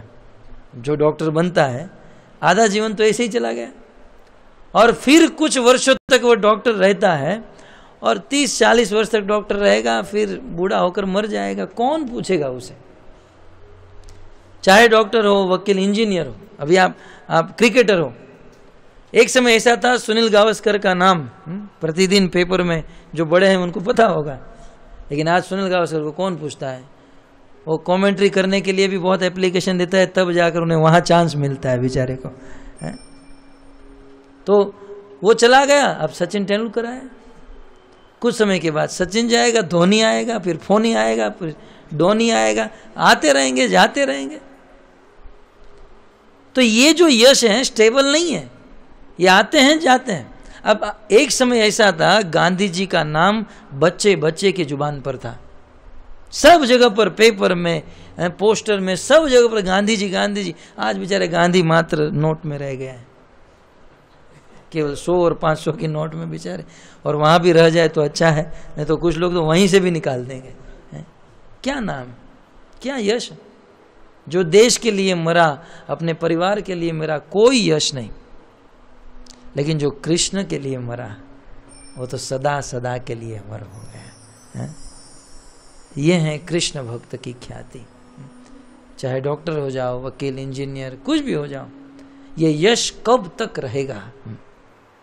50-100 साल के लिए, मरने के बाद गधा बनेगा तो वहां कोई कहने नहीं जाएगा, गधे महाराज आप तो डॉक्टर थे ना। पहले तो पहचानेगा ही नहीं, और पहचानेगा तो भी कोई पूछेगा नहीं। एक ऐसा ही था, एक बहुत धनी व्यक्ति था, करोड़ीमल। ये तो नाम दिया जाता है करोड़ीमल, लेकिन शास्त्र की सत्य घटना थी। तो बहुत धनी था, शायद हीरे डायमंड का व्यापारी होगा, बहुत पैसा कमाया, वालकेश्वर में फ्लैट लिया था बहुत बड़ा, और बहुत पैसा एकत्रित किया। 2-3 बच्चे थे, बहू भी थी, लेकिन मर गया बेचारा, और डायबिटीज हो गई थी, मीठा नहीं खा पा रहा था, मर गया। और डायबिटीज के कारण मरा, इसलिए अंतिम इच्छा रह गई कि स्वीट खाने की। जिसको डायबिटीज होती है ना, अब जिसको जो प्रॉब्लम होता है ना, उसको वही चीज में ज्यादा आनंद आता है। डायबिटीज वाले को मीठा खाना बहुत अच्छा लगता है, तो ये मरते मरते यही सोचा, यार मीठा मिल गया होता तो अच्छा था। इसलिए मरने के बाद चींटी बना। चींटी जानते ना? तो मरने के बाद चींटी बना, अपने ही घर में चींटी बना, क्योंकि अपने घर से आसक्ति थी, धन में भी आसक्ति थी। और चींटी बना तो एक शक्कर का डिब्बा था, उसमें जाकर वो शक्कर खाने लगा। दूसरे दिन सुबह उनकी बहू आई, देखा मेरी बहू है, कितना सुंदर सब लोग रह रहे हैं। बहू किचन में आई, चाय बनाने के लिए पानी गर्म किया, दूध डाला, और ससुर जी को चम्मच में भरकर शक्कर के साथ गर्म पानी में डाल दिया। ससुर जी मर गए बेचारे। कहने का तात्पर्य है कि एक दिन का करोड़पति आदमी, जो समाज में लोग पूछते थे उनको,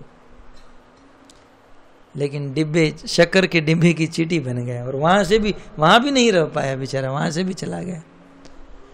तो इस संसार की ख्याति जो है, कीर्ति जो है, लंबे समय तक नहीं रहती है। और संसार का यश जो है वास्तव में सच्चा यश नहीं है। कुछ लोग, मान लो आज किसी का नाम, किसी का यश है, तो लोग उनकी प्रशंसा करते हैं तो उससे डबल गाली देने वाले। किसी को भी ले लीजिए आप, संसार का यश भी, मैं कह रहा हूं ना 50-100 साल तक यश रहता है, लेकिन वो भी सब लोग यश नहीं करते उनका, है ना। कुछ लोग उनको यश देते हैं तो उससे डबल तो गाली देने वाले हैं उनको। तो इस संसार की जो कीर्ति है, उस कीर्ति में कोई लाभ नहीं, परंतु कृष्ण भक्त बन जाना ये सबसे बड़ी कीर्ति, क्योंकि ये तो मरने के बाद भी अमर रहती। एक संत ने बहुत सुंदर कहा, कौन कहता है भक्त मरता है? भक्त कभी नहीं मरता। भक्त के देह रूपी दीवार गिर जाती है, भक्त का देह भले चला जाए, परंतु भक्त की कीर्ति तो सदैव अमर रहती है। तब उन्होंने 3 जन का नाम दिया। बोले, मारवाड़ में अनेक राणा आए, अनेक राजा आए, और अनेक राजा राज करके चले गए, राज रजवाड़े सब उनके अंडर में। लेकिन आज पूछा जाए कि मारवाड़ किसका है, तो एक ही जवाब आएगा, मीराबाई का मारवाड़ है। एक से एक राजा हो गए, लेकिन किसी को कोई नहीं पूछता है। परंतु पूछा जाए मारवाड़ किसका, तो मीराबाई का मारवाड़। क्यों? कृष्ण की भक्त थी। पोरबंदर में अनेक राजा हो गए, अनेक मंत्री संतरी आ गए, लेकिन पूछा जाए पोरबंदर किसका, तो एक ही उत्तर आएगा, सुदा माँ का पोरबंदर है। जूनागढ़ में अनेक राजा आए, अनेक राज किए, लेकिन पूछा जाए जूनागढ़ किसका, तो नरसिंह मेहता का जूनागढ़ है। ये सब लोग कि देह भले चले गए परंतु भक्त का देह मर जाता है लेकिन उनकी कीर्ति का कभी नाश नहीं होता है। प्रहलाद महाराज हुए, करोड़ों करोड़ों वर्ष बीत गए, लेकिन आज भी लोग प्रहलाद महाराज की यश गाते थकते नहीं है। ये है भक्तों की कीर्ति। इसलिए राय रामानंद कहते हैं कि कृष्ण भक्त बलि, किसी के मुख से बस ये निकल जाए कि ये कृष्ण भक्त हैं, इस दुनिया की सबसे बड़ी कीर्ति है। बस हमें कोई कह दे कि हम कृष्ण भक्त हैं, सबसे बड़ा यश। लेकिन कुछ लोग तो इसमें भी शर्माते हैं। आज के जो नौजवान हैं शिखा नहीं रखते हैं, बोले कॉलेज में हमको बोल देंगे ये तो कृष्ण का भक्त है। लोग का माइंड चेतना इतनी गिर गई है कि कृष्ण भक्त कोई कह देता है तो बुरा लग जाता है, ये तो कृष्ण का भक्त। अरे ये तो यश है? समाज में कोई कह दे कृष्ण का भक्त, कृष्ण का भक्त एक राज करता है, क्योंकि कृष्ण का भक्त माने कृष्ण का पुत्र है, और कृष्ण का पुत्र माने कृष्ण की जो संपत्ति है वो इसकी हो गई, दुनिया का राजा हो गया, राजा का बेटा हो गया। तो कृष्ण का भक्त ये निकल जाना, ये सबसे बड़ी ख्याति है। बस जीवन में ऐसा आचरण, ऐसी वेशभूषा होनी चाहिए ताकि लोग कहें नहीं ये कृष्ण का है, ये विष्णु का है, ये वैष्णव, ये है वैष्णव सदाचार, और ये है सबसे बड़ी कीर्ति। तो मैं लंबा नहीं खींचता क्योंकि एक एक पॉइंट पर एक एक प्रवचन हो सकता है परंतु मैं संक्षिप्त में केवल अब गिना देता हूं। अब तीसरा प्रश्न पूछे चैतन्य महाप्रभु, संपत्ति मध्य जीवेर कौन संपत्ति गणी? संपत्तियों में सबसे बड़ी संपत्ति कौन सी है? बहुत प्रकार की संपत्ति होती है, हीरा जवेरात, रोकड़ा, कैश, चेक, बैंक बैलेंस, सोना, बहुत कुछ होता है संपत्ति के रूप में। तो इन सभी संपत्तियों में सबसे बड़ी संपत्ति क्या है? संपत्ति मध्य कौन संपत्ति गणी? तब राय रामानंद कहते हैं, राधा कृष्ण प्रेम जार सही धन बड़ी। इस दुनिया में सभी संपत्तियों से श्रेष्ठ संपत्ति यदि कोई है तो है राधा कृष्ण के साथ प्रेम करना। ये प्रेम नाम का जो धन है सबसे बड़ा धन, क्योंकि संसार का धन न तो हमें सुख दे पाता है न शांति दे पाता है। आखिर हम धन क्यों कमाते हैं? सुख और शांति के लिए ना। लेकिन धन जब आता है तब अशांति को और दुख को लेकर आता है, अनेकों दोषों को लेकर। आप ये मत समझिए धन आ रहा है ना, लाख रुपए की गड्डी आ रही है तो लाख ही आ रहा है। अरे उसके साथ उनके पार्षद भी आ रहे हैं। उनके पार्षद कौन है? दोष, अनेकों दोष। धन में कितने दोष हैं? महाभारत में पितामह भीष्म और भागवत में नारद मुनि वर्णन करते हैं। धन में बहुत दोष है। तो संसार का धन मात्र अनर्थ का कारण बनता है, परंतु राधा कृष्ण से प्रेम करना ये सबसे बड़ा धन, सबसे बड़ा धन। क्योंकि संसार का धन तो यहीं पर रह जाता है ना। कभी कभी तो संसार का धन इस संसार में भी काम में नहीं आता है। हमें वीजा लगवाना था, नहीं काम में आया। हम चाहते थे पैसा लेकर भी कोई कर दे आप देखिए ना प्रैक्टिकल, कभी कभी संसार का धन इस संसार में ही काम में नहीं आता है, तो वहां वैकुंठ में, नरक में कहाँ मरने के बाद कैसे काम में आएगा? अतः संसार का धन जो है बहुत निम्न है। इस जगत में सबसे बड़ा धन यदि कहे तो कृष्ण प्रेम, क्योंकि ये धन जीते जी भी साथ में रहता है और मृत्यु के बाद भी साथ में आता है। ये सबसे बड़ा धन कृष्ण प्रेम धन। ये तो आप सब जानते ही हैं। और माता जी अनाउंसमेंट कर रही थी तो भजन भी उनके मुख से निकल रहा था, लूट लो जिसका दिल चाहे। ये कृष्ण का जो धन है ना, हम तो इस दुनिया में धन को लूटने में पड़े हैं भाई। यहाँ से लूटे, वहाँ से लूटे, शेयर बाजार से लूट ले, कापड़ मार्केट से लूट ले, ये मार्केट से लूट ले, धन को बटोरने में पड़े हैं। लेकिन भक्त लोग गाते हैं, लूट लो जिसका दिल चाहे, मैं शोर मचाऊं गली गली, राम नाम के कृष्ण नाम के हीरे मोती, मैं बिखराऊं गली गली। तो ये है। उसमें बहुत सुंदर गाया है, दौलत के दीवाने सुन लो, एक दिन ऐसा आएगा, धन दौलत और माल खजाना यहीं पड़ा रह जाएगा, कंचन काया मिट्टी होगी। है दौलत के दीवान, अब ये तो हिंदी में ही है, आप तो समझ रहे हैं। एक दिन ऐसा आएगा कि कितना भी धन होगा वो सहारा पड़ा रहेगा, और ये काया जो है जिसको रात दिन हम सजा रहे हैं, कंचन काया मिट्टी होगी, चर्चा होगी गली गली, राम नाम के हीरे मोती मैं बिखराऊं गली गली। मर जाएंगे एक दिन, और मर जाने के बाद इस दुनिया का धन चाहे लाख कमा लो हीरे मोती, लेकिन कफन में जेब नहीं होती है, नहीं होती ना। आज 6 पॉकेट पहन लो, 8 पॉकेट पहन लो, जितना भरना है उतना भर लो है, लेकिन अंतिम कफन जो लगेगा उस कफन में जेब नहीं होती है। अर्थात इस संसार से कुछ लेकर नहीं जा सकते हैं। अतः संसार का धन कोई मुख्य धन नहीं, कृष्ण प्रेम रूपी धन मुख्य धन है। और ये तो जिसे ये धन प्राप्त हुआ है ना वही जानते हैं।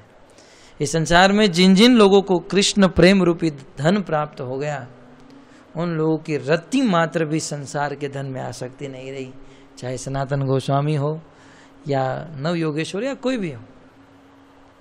अब जानते हैं पारस मणि को फेंक दिया था कचरे के डिब्बे में, क्यों? क्योंकि कृष्ण प्रेम रूपी धन प्राप्त हो गया। भागवत में तो यहाँ तक लिखा है कि जिस व्यक्ति को कृष्ण प्रेम का धन प्राप्त हो जाता है उसे संसार का धन मिट्टी का ढेला लगता है। मिट्टी पड़ी है, संसार का धन भी पड़ा हो, रास्ते में पड़ा हो तो उसे लेता नहीं है।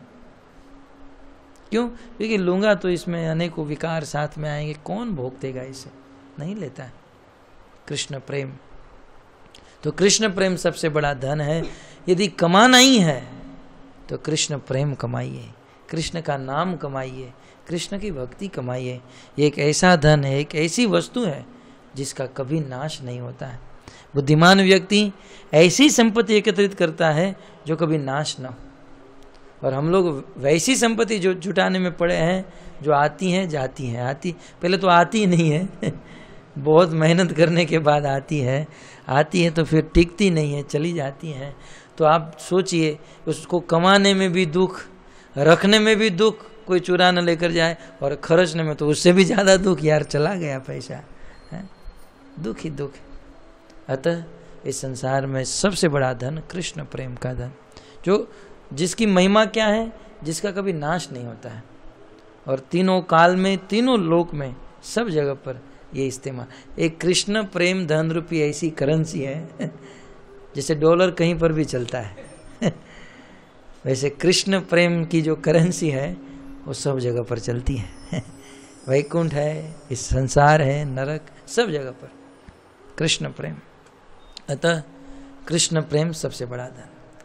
तो ये 3 प्रश्न 3 जवाब हुआ, आगे बढ़ाना है समय हो चुका है तो काफ़ी है, 3 प्रश्न काफ़ी हैं। ये 3 बात को ही जीवन में उतार लिया जाए तो जीवन आनंद आ जाए। तो मेरी इच्छा आने वाले शनिवार को इसी को कंटिन्यू करें। अच्छा, हाँ ठीक है। बलराम जयंती और झूलन यात्रा भी आ रही है, ठीक है, देखेंगे आगे क्या होगा, लेकिन ये 3 काफ़ी है, ठीक है। हाँ बताऊं, आज ओके, आज चैतन्य महाप्रभु आज गोस्वामी तुलसीदास जी का जन्मदिन है। खास करके जो यूपी बिहार में रहते हैं वो इस बात को ज़्यादा जानते हैं। गोस्वामी तुलसीदास जी बहुत बड़े संत थे और आज भी वे विद्यमान हैं अपने रामचरितमानस रामायण के रूप में। गोस्वामी तुलसीदास जी के विषय में भविष्य पुराण में आया है कि वाल्मीकि स तुलसीदास भाषा रूपाम करिष्यति। साक्षात वाल्मीकि ऋषि ही गोस्वामी तुलसीदास जी के रूप में अवतरित हुए रामायण को भाषा के रूप में बताने के लिए। मैं एक्चुअली प्रभुपाद जी का ही परपट पढ़ना चाहता हूँ। प्रभुपाद जी ने तुलसीदास के विषय में कुछ कहा है।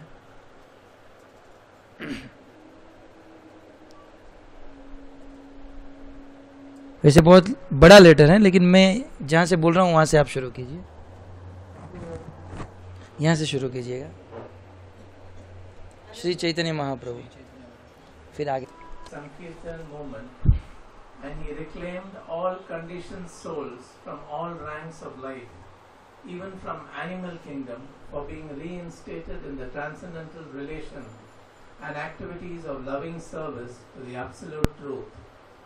Thakur Haridas, who happened to appear in the family of a Mohammedan, was one of his principal associates, and his transcendental movement embraced all varieties of people, beginning from the most erudite scholar Brahmanas to the one who came in the family of Yavana and Chandala. The speciality of his movement was that the fallen Chandala did not remain a Chandala after his initiation, but he was made to rise up to the status of Vaishnava, which is far above the status of Brahmana and other orders of life. That is the process of social upliftment.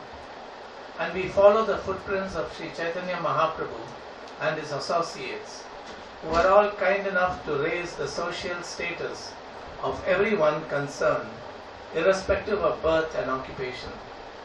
Such process is not only transcendental. Such process is not only transcendental to all sorts of mundane speculation, but is very simple and innocent. The principle is a sort of curing a disease, not only by administering proper medicine, but also by supplying proper diet at the same time. The medicine is administered through submissive oral channel as Hari Sankirtan, which means one, to sing bhajan songs glorifying the Almighty and His pastimes. 2, to preach the teachings of Bhagavad Gita, Bhagavata, Ramayana, life of such saints as Chaitanya Mahaprabhu, Tulsidas, etc. Thank you very much. लिख रहे हैं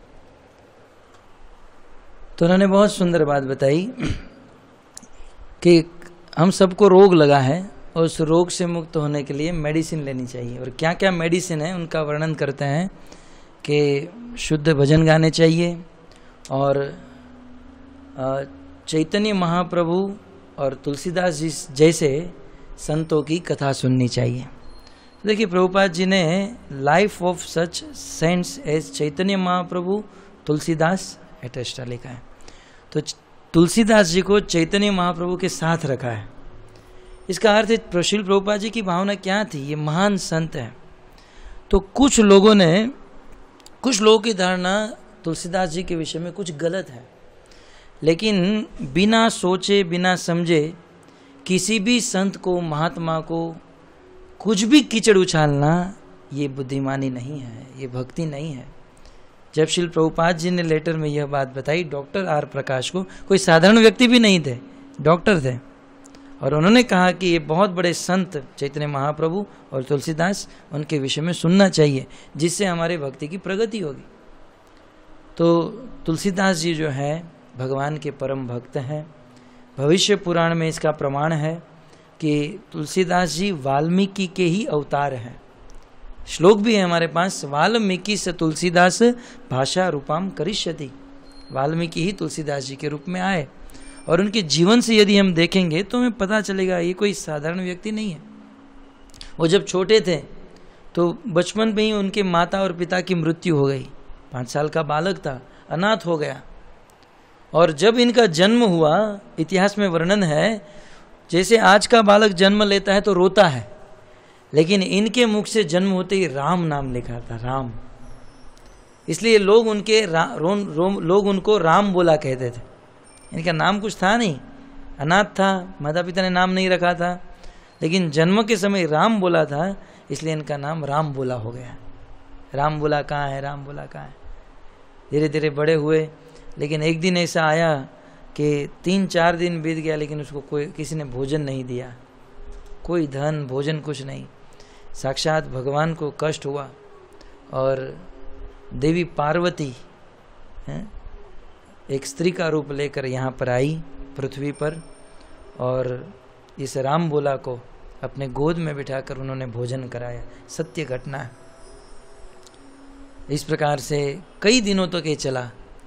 फिर कुछ लोगों ने परीक्षण किया कि इसको हम न तो भोजन दे रहे हैं न कुछ दे रहे हैं, लेकिन फिर भी ये जीवित है। कारण परीक्षण करने पर पता चला साक्षात देवी पार्वती आकर भोजन करा रही, अन्नपूर्णा देवी। तो इनके जीवन में और भी प्रसिद्ध, ये काशी में इनका जन्म हुआ था, सॉरी काशी में नहीं हुआ था, लेकिन शिव जी ने उनको प्रेरणा दी कि तुम जाओ और वाल्मीकि ऋषि ने जो संस्कृत में रामायण लिखी है उनको ट्रांसलेट करो, अवधी भाषा में रूपांतर करो, ताकि सब लोग इसका लाभ ले सकें, क्योंकि सब लोग संस्कृत नहीं जानते हैं।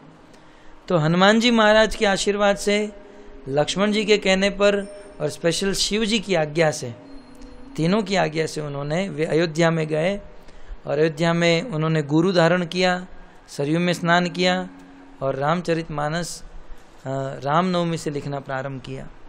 और ऐसा दिव्य ग्रंथ उन्होंने लिखा, ग्रंथ का नाम दिया रामचरितमानस। मानस का अर्थ है मन। ऐसा ग्रंथ है भक्तों जो आज भी इस दुनिया के लोगों के मन के ऊपर राज कर रहा है। गोस्वामी जी की प्रत्येक चौपाई, छंद, सोरठा और दोहे जीव के हृदय को स्पर्श कर जाता है, हृदय को भेद कर निकल जाता है। इतना दिव्य भाव से उन्होंने, जैसे कविराज गोस्वामी ने चैतन्य चरितामृत बंगला भाषा में बनाया, वैसे इन्होंने रामचरित्र अवधी भाषा में रूपांतरित किया। और आज भी हमारे इस्कॉन में ऐसे पंडित विद्वान हैं जो गारंटी देते हैं कि यदि कोई व्यक्ति गोस्वामी तुलसीदास जी को गलत कहते हैं तो हम इसे प्रमाणित कर सकते हैं कि जो चीज भागवत में लिखी है वह as it is Tulsidas ji ने लिखी। परंतु जैसे ही तुलसीदास जी ने, ये हुआ क्या, प्रॉब्लम कहाँ हुई, जो थोड़ी बहुत प्रॉब्लम है वो कहाँ हुई, सत्य प्रॉब्लम है। जैसे ही तुलसीदास जी अयोध्या में रामायण को का रचना कर दिए, उसे लेकर वे काशी में आए। तो काशी में, काशी के जो पंडित थे वो संस्कृत का पाठ करके अपनी जीविका चला रहे थे। परंतु जैसे ही ये रामायण काशी में पहुंची तो सब लोग इस रामायण को लेकर अपने आप घर पे बैठकर इसका पाठ करने लगे। तब ब्राह्मणों की जीविका समाप्त हो गई। ब्राह्मणों ने सोचा कि यदि ये रामायण फेमस हो गई तो हमारी जीविका चली जाएगी, लोग अपने आप से ही पाठ कर लेंगे। तब ब्राह्मणों ने तुलसीदास जी की रामायण का बहिष्कार किया। सर्वप्रथम समाज में, पूरे काशी में ऐलान करवाया कि ये गलत है, ये रामायण सही नहीं है, सर्टिफाइड नहीं है। तब गोस्वामी जी ने कहा ये मैंने नहीं लिखी है, जैसे प्रभुपाद जी कहते हैं ना, कृष्ण ने मुझे लिखाया, बोले ये मैंने नहीं लिखी है, ये हनुमान जी, शिव जी और लक्ष्मण जी ने लिखवाई है मुझे। किसी ने विश्वास नहीं किया तो बोले क्या करें। तो काशी विश्वनाथ शिव जी तो वहाँ पर विराजमान है। ब्राह्मणों ने कहा आपका ये ग्रंथ काशी विश्वनाथ के सामने रखा जाएगा और काशी विश्वनाथ अगर यदि प्रमाणित करे तब हम लोग मान लेंगे। उस दिव्य रामचरितमानस ग्रंथ को काशी विश्वनाथ मंदिर में रखा गया। मंदिर के दरवाजे बंद किए गए। सुबह उठकर जब ब्राह्मणों ने खोला तो साक्षात भोलेनाथ वहां पर प्रकट होकर उस ग्रंथ के ऊपर अपना हस्ताक्षर कर दिए। सत्यम शिवम सुंदरम, ये ग्रंथ सत्य है, शिव है और सुंदर है। ये सत्यम शिवम सुंदरम क्या है, ये शिव जी की सिग्नेचर है। भले उनके ऊपर फिल्म बन गया और जो भी हुआ, लेकिन सत्यम शिवम सुंदरम ये शिव जी का हस्ताक्षर है और उस ग्रंथ के ऊपर शिव जी ने हस्ताक्षर लगा और काशी के पंडितों ने स्वीकार किया। लेकिन फिर भी वो जो पंडित थे वो तो जीविका समाप्त हो रही थी। एक दिन की बात, ये ग्रंथ को लेकर अपने कुटिया में, अपने झोपड़ी में सो रहे थे और काशी के पंडितों ने सुपारी दे दी कि तुम जाओ और उसको भी मार डालो और ग्रंथ को चुरा कर लेकर आओ।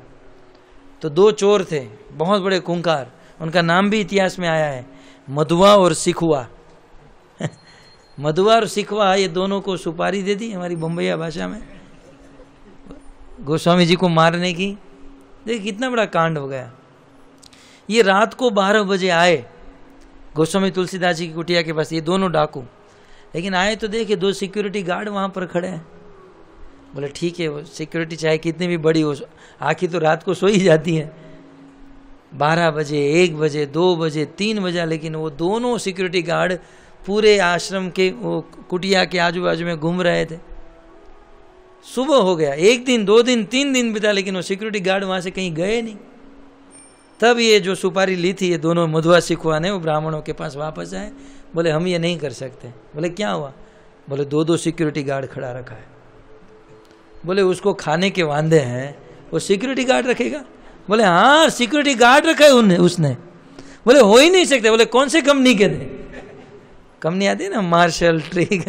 बोले कौन से कंपनी के थे? बोले कंपनी तो नहीं जानते हैं, लेकिन एक सिक्योरिटी गार्ड सांवला था और एक गोरा था।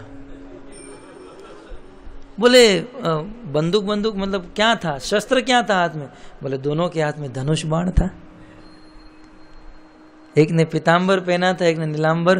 तो ब्राह्मणों को पता चला कि गोस्वामी और उनके रामचरितमानस की रक्षा करने के लिए साक्षात राम और लक्ष्मण आकर खड़े थे वहां पर। सत्य घटना। ये है संत की कथा।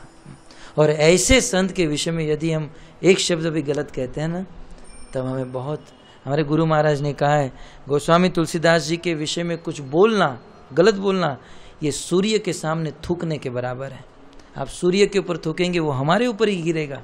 वैसे ऐसे संत के विषय में कुछ कहना बहुत गलत है। और भी इनके विषय में क्या कहूँ, इनका ग्रंथ तो आज पूरे संसार में, आज मेजॉरिटी राम को कोई जानता है तो रामचरितमानस की कृपा से। आज रामायण के सबसे बड़े वक्ता हुए मुरारी बापू, जो गुजरात के संत हैं, उन्होंने पूरी दुनिया में राम नाम का झंडा लहरा दिया। ऐसी कोई जगह नहीं जहाँ पर राम कथा उन्होंने नहीं की। रामचरितमानस को लेकर जीव के हृदय में, चाहे गांव हो, शहर हो, कहीं भी राम को पहुंचाया गोस्वामी जी के द्वारा। यह है। परंतु भक्तों, हाँ एक बात हम सबको ध्यान में रखनी है, ये काशी के पंडितों का बहिष्कार फिर भी चलता रहा। उसको बहुत ईर्ष्या थी रामचरितमानस में। तब उन्होंने क्या किया, एक दिन ऐसा आया कि ये ग्रंथ चुरा ही लिया और इस ग्रंथ में कुछ गड़बड़ी कर दी। बस शिल प्रभुपाद जी ने उसी गड़बड़ी को लेकर एक स्टेटमेंट दिया। उस रामचरितमानस में कुछ चौपाइयों में मायावाद डाल दिया। अतः जो व्यक्ति शास्त्र के सिद्धांत को नहीं जानता है तो उस मायावादी चौपाई को निकाल नहीं सकता है। तो रामचरितमानस में मान लो उस काशी के पंडितों ने कुछ एडिटिंग करके डाल दिया, उसमें गोस्वामी जी का क्या दोष? एक संत को तो कोई दोष नहीं देना चाहिए ना, संत तो महान है।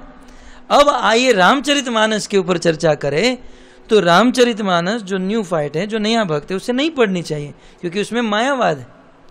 लेकिन जो शुद्ध भक्त हैं, जो संत हैं और जो विद्वान भी हैं और जो शुद्ध भक्त हैं, यदि उस बात को समझ पाते हैं और जो चौपाई है मायावादी चौपाई, उसको निकाल कर यदि उसको पढ़ सकते हैं, तब तो उसे हमें प्रेम से पढ़ना चाहिए। तो शिल प्रभुपाद जी ने इस परपट में क्या कहा कि तुलसीदास जी बड़े संत हैं, उसको स्वीकार करो। लेकिन एक जगह पर वो भी मेरे सामने वो कन्वर्सेशन है जहाँ पर कहा कि आपको रामचरितमानस नहीं पढ़नी चाहिए क्योंकि वो नए भक्त थे और यदि वो पढ़ते तो कंफ्यूज हो जाते। तो खैर, हमें सभी संतों का आदर करना है। जैसे प्रभुपाद जी के पिताजी गौर मोहन डे सबको आदर करते थे, आदर सबका करना है। और शुद्ध भक्त के द्वारा यदि रामायण की कथा, रामचरितमानस सुनने मिले तो उसे सुनना भी है। आज गोस्वामी जी का जन्मदिन है, उसे प्रार्थना करनी चाहिए। जैसे आपने राम को समझा है, जैसे राम आपके रोम रोम में है, ठीक उसी प्रकार हम भी राम को समझ पाए, राम लीला को समझ पाए और भगवान के प्रति प्रेम उत्पन्न कर पाए। हरे कृष्णा हरे कृष्णा।